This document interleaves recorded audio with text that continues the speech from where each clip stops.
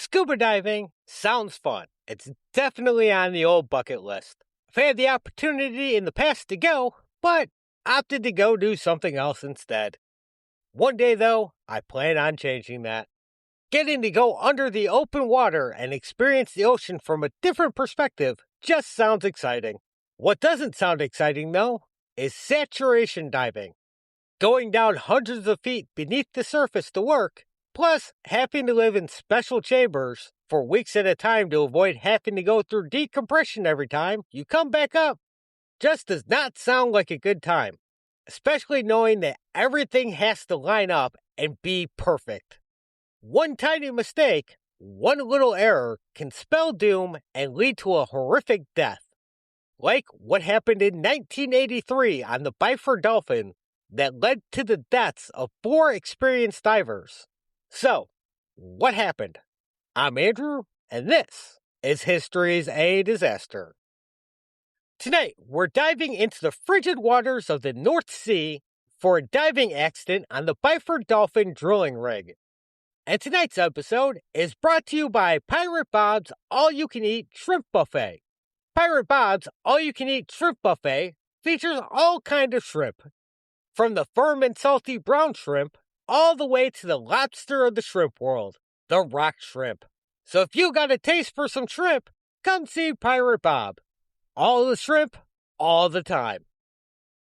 The Byford Dolphin was a semi-submersible drilling rig built in 1974 at Acre Verdal Shipyard by the Acre Group and was owned and operated by the Dolphin Drilling Company.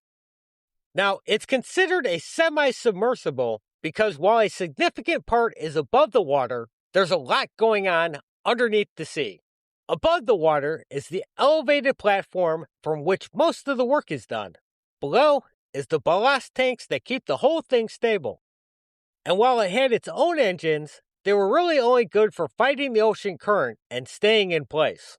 Can't be drifting off anywhere. But for long distances, it had to be towed around by little special tugboats. Being a drilling rig, it could drill down to nearly 4 miles beneath the ocean.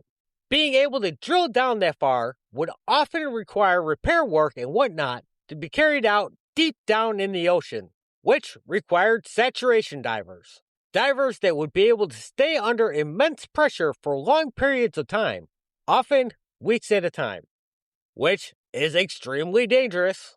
They worked around a depth of 300 feet below sea level, and the pressure down here is roughly 9 times higher than at sea level, which comes out to about 132 pounds per square inch of pressure pushing down on your body. As the diver goes down deeper, nitrogen gas that's normally in the body starts to dissolve and enters the bloodstream. And since it doesn't get used up in the body, it just keeps building up, which is normally fine as long as the pressure remains. However, it becomes a little bit of a problem when, say, you want to come back up. On the way back up, if you come up too quickly, the nitrogen doesn't have a chance to escape the body gradually. Instead, it forms into gas bubbles in the blood and bodily tissues. These bubbles can block the blood flow, stretch and tear nerves and ligaments, and cause an embolism if the bubbles hit something important like your heart or brain. So imagine a soda can. Shake it up, and it gets all bubbly and fizzy inside and will gradually settle back down as long as it's still under pressure. However, open it up after shaking though, and all the pressure and bubbles and fizz gotta go somewhere. Except, in the case of a can of soda, that pressure gets released outside the can. In diving, all that shit is thrown throughout your body, which leads to decompression sickness or the bends. Even in mild cases, this can be so uncomfortable that they make the diver double over in pain, hence the name the bends. And that's the best case scenario. In more severe cases, it is often fatal. To avoid this, divers need to return from deep dives extremely slow. A gradual ascent allows the dissolved nitrogen to emerge from the blood slowly without causing any issues. However, the longer you're down there, or the deeper you go, the longer that time needed to come up slowly increases. Being under such immense pressure for just a few minutes means they need to decompress for at least 10 hours, if not longer, which is why saturation divers are needed on the drilling rig. They need to be able to keep on diving on an almost daily basis, carrying out regular undersea maintenance work on the drill. Having to decompress for days at a time after each 12-hour shift just is not going to work. After so long at depth, your blood cannot absorb any more nitrogen, which is called being at saturation. So, if the divers can just stay at the same pressure the entire time, they can keep on working for up to weeks at a time without having to spend any more time in a decompression chamber. 2 days or 2 weeks at pressure is the same amount of decompression time when the rotation finally ends and can come back up to the surface. On the Byford Dolphin, they put in a specialized pressurized habitat on the elevated platform containing 2 chambers for the divers to live in. Divers would go up and down from the depths in a pressurized diving bell. When they weren't working, they spent their time living inside this specially built habitat and lived off meals made for them by the cooks on the rig and delivered to the habitat in specially sealed containers. This allowed them to go back and forth from the surface to the deep depths without having to go through decompression. They lived completely sealed in this closed system when they were not working for the entirety of their contract, and then went through over a week in a decompression chamber. Now, I know these guys get paid really well, somewhere between $100,000 and $200,000 a year, but it sounds absolutely depressing, along with risky and completely uncomfortable. You're in isolation for the entire length of the job, which is normally about 28 days, staring at the same 3 guys day in and day out. The only break from the monotony is when you go on a dive and get to hear a different voice over the radio. And even then, it's just more isolation. Diving so far down that the sun never reaches. The only light is whatever you're carrying, which isn't much help at all when you're that deep. Your field of vision narrows from the lack of any other light source. And then, when the job is finally done, you have to spend another week in even more isolation as you go through decompression. No, thank you. You guys can keep that job. On November 5th, 1983, 4 divers were working on the Byford Dolphin rig along with 2 dive tenders.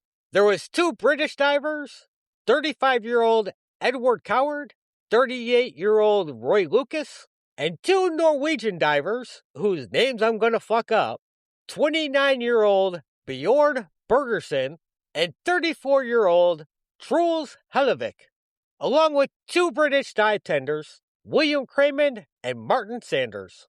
Lucas and Coward were on their off shift and resting in one chamber of the habitat, trying to relax after several days of straight overtime.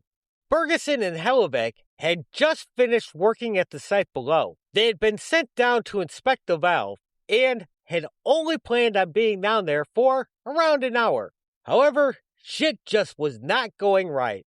After way too many hours down below, they gave it up and headed back home. It was 3 a.m. and they were ready to get the hell out of there. Bergersen and Hellevik were brought back up in the pressurized diving bell, which the 2 dive tenders then attached to the habitat via a trunk, kind of like an airlock from some sci-fi space movie. A narrow passageway through which divers move from one pressurized environment to another. The connection is maintained by a series of interlocking hatches, pressure seals, valves, and manual protocols that ensure no gas escapes and no pressure is lost. Now, what's supposed to happen is the diving bell gets winched into place and connected to the trunk. The trunk then gets pressurized to the matching pressure of the bell. Then the divers can exit the bell, strip off their gear, and reseal the hatch on the bell. Then and only then they can open the hatch on the habitat, enter, and then reseal the hatch behind them. Only once all this is done, the trunk can be safely depressurized and the diving bell can be unclamped and moved away. On this day, though, the 2 Norwegians made it into the trunk, closed the hatch to the diving bell, and got all their dive gear stripped off, And then, as was normal procedure, Helvik began closing the door from the habitat to the trunk. However, before he could completely close the internal hatch, one of the diving tenders, mistakenly believing that the internal hatch was already shut, removed the clamp holding the external hatch in place, which is a catastrophic mistake that ended in sudden explosive decompression. The pressure within the saturation diving chambers was 9 atmospheres. Outside pressure was 1, which is a huge and deadly difference. Like soda from a recently shaken can, air exploded from the higher pressure of the chamber. The blast of air smashed the diving bell away from the habitat, killing Craymond instantly. Saunders suffered a broken neck and back when he was struck by the diving bell. He would later go on to make a full recovery and be the only survivor.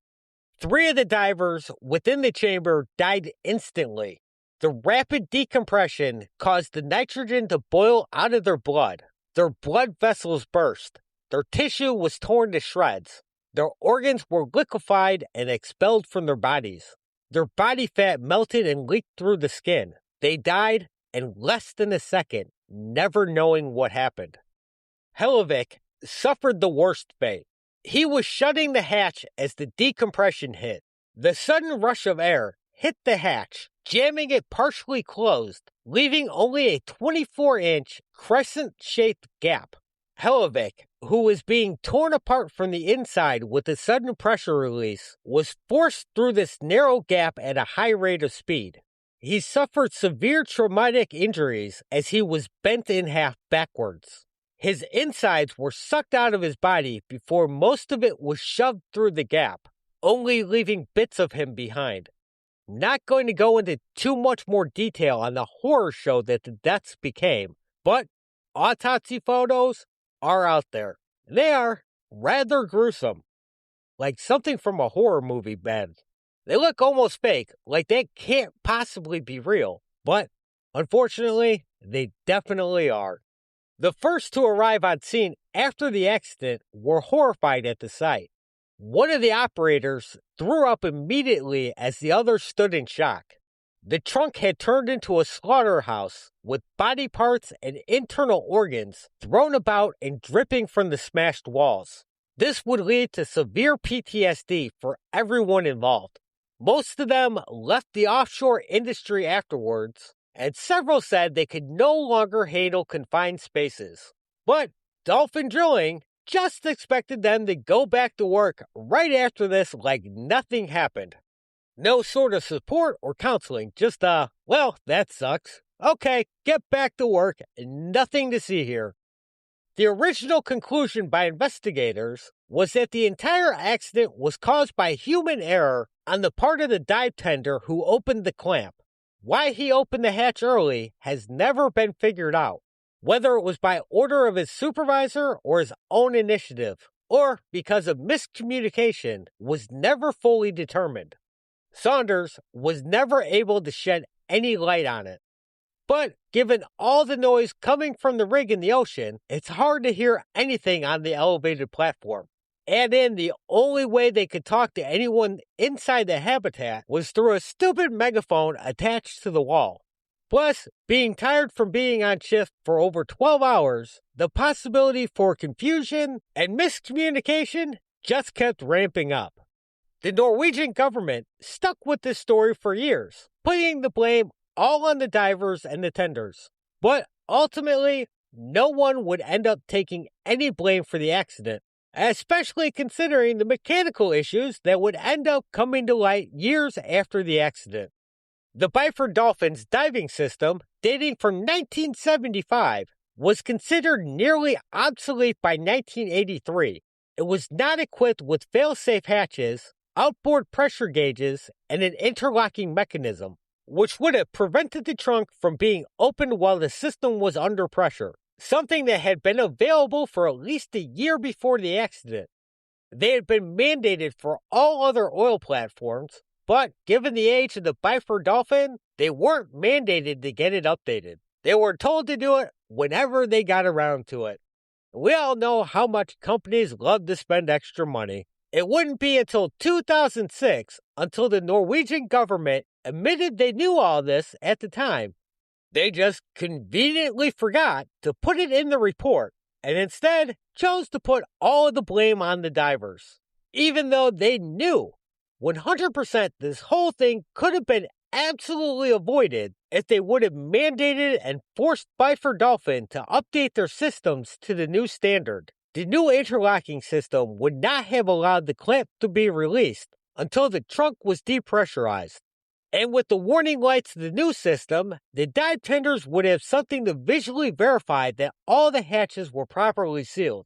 Following this, family members of the dead and other North Sea divers formed the North Sea Diving Alliance in 2008.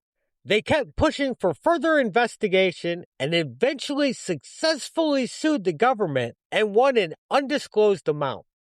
The Byford Dolphin remained in service and was involved in more accidents, most notably in 2002 when a Norwegian worker was struck in the head and killed. This accident would cause the company to lose a contract that would end up costing them millions of dollars. They would eventually shut the rig down and scrap it in 2019.